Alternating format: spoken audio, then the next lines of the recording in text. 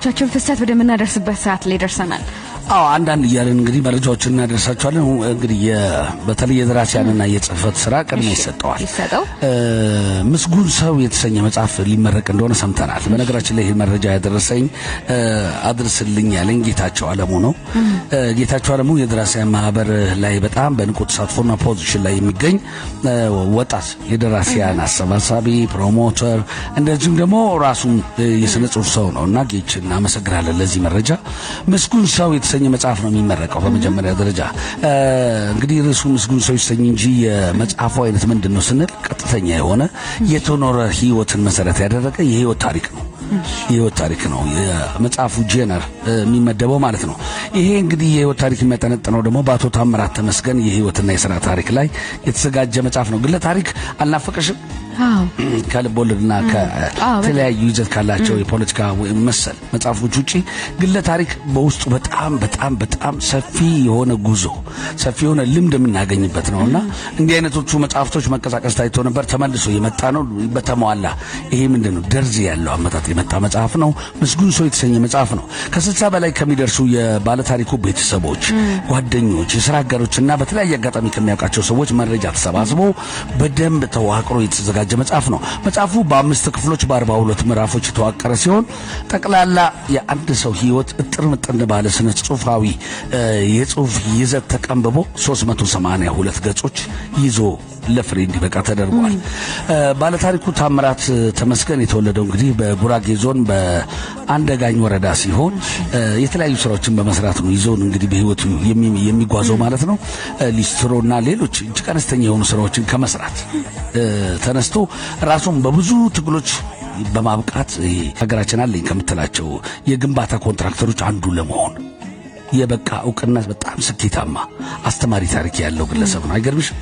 አሁን ራሱ ታሪኩ የሆነ እንዴት ለመስማት መጽሐፉን ለመግዛት ለማንበብ እጅግ ስኬታማ የሆነውን እንግዲህ የአቶ ታምራት ተመስገን ህንጻ ስራ ተቋራጭ ድርጅትን በመመስረት ለበርካቶች የሥራ ዕድል ከመፍጠር በተጨማሪ በሙያው እንዲበቁና ራሳቸውን በከፍተኛ ደረጃ እንዲያሳድጉ አድርጓል።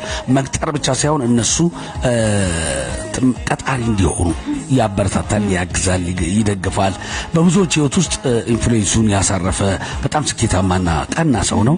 ባለታሪኩ ከጠንካራ ሰራተኛነቱ ባለፈም በበርካታ የበጎና ማህበረሰባዊ ስራዎቹ ይታወቃል። በችግር የተዘጉ በርካታ ቤቶችን ከፍቷል። አቅመ ደካሞችን አግዟል። የታመሙትን አስታሟል። አብሮ ከጎን በመሆን የገንዘብ እርዳታ ብቻ አይደለም፣ የስሜት ይሄ የፍቅር ክፋይ የማካፈል አይነት ባህሪ የነበረው ሰው ነውና ያያቸው በሙሉ ናቸው እነዚህ ወደ ታሪክ የመጡት መንገዶችን፣ ቤተ እምነቶችን፣ ቤተ ሕክምናዎችን፣ ትምህርት ቤቶችን በሙያውም በገንዘቡም በብዙ በራሱ ተነሳሽነት ደግፏል። ገንብቶም እንግዲህ ለአገልግሎት እንዲበቁ አድርጓል ማለት ነው። በጣም የራሱ ሰፊ ልምድ እንዳለው የሚያሳይ ነው። ስለ ባለ ታሪኩ አስተማሪ የሆኑ በርካታ መረጃዎችን የያዘና በከፍተኛ ጥንቃቄ እንደተዘጋጀ የተገለጸለት ምስጉን ሰው የተሰኘው መጽሐፍ የፊታችን እሁድ ግንቦት 16 ከቀኑ 8 ሰዓት ጀምሮ በአምቤ ሱፐርማርኬት አጠገብ በሚገኘው ዲሊዮፖል ሆቴል ይመረቃል። እንግዲህ ይህ ሲመረቅ ታላላቅ የሆኑ የስነ ጽሁፉ ከዋክብት ጸሐፊ ተውኔትና አዘጋጅ እንዲሁም ገጣሚ ጌትነት ነው አየሽው። ከረጅም ጊዜ በኋላ እንግዲህ በእንደዚህ ፕሮግራም ሊታይ ነው። ጸሐፊ ተውኔትና አዘጋጅ ስዩም ተፈራ፣ ደራሲና ጋዜጠኛ ዘነበ ወላ፣ ጋዜጠኛና ሀያሲ ተፈሪ መኮንን፣ ገጣሚና ሀያሲ ባዩልኝ አያሌው፣ ወጣት ገጣሚያኖቹም ደግሞ እነ መንበር ኃይሉ ብቻም አይደሉም እነ ፍሬ ህይወት መላኩ፣ በርካታ እንግዶች ይገኛሉ። እውነት ነው። እሺ ጥበብም እንዳለች ናት። እውቁ ባለክራር ሀብታሙ ቱምሳም ተገኝተው እንግዲህ ስራዎቻቸውን ያቀርባሉ። በጣም አዝናኝና ኢንተርቴን የሚያደርግ ቁም ነገር የሚፈጽበት አይነት የምስጉን ሰው መጽሐፍ ምርቃት በደመቀ ስነ ስርዓት ያው ጌች ነው የሚያስተባብረው። ጌች ደግሞ ካስተባብረው በጣም በሚገርም ሁኔታ ነው ለመጽሐፍ ክብር የሚገባውን አይነት በደንብ ከአገባቡ ከአቀማመጡ ሁሉ ጀምሮ የፕሮግራሙን ራሱ ፕላን አደራረግ እንግዲህ ከዚህ በፊትም ሲያስመረቅ ልምድ ስላለው በተሳካ ሁኔታ ይካሄዳል ማለት ነው። ምስጉን ሰው ጓጓው እስካነበው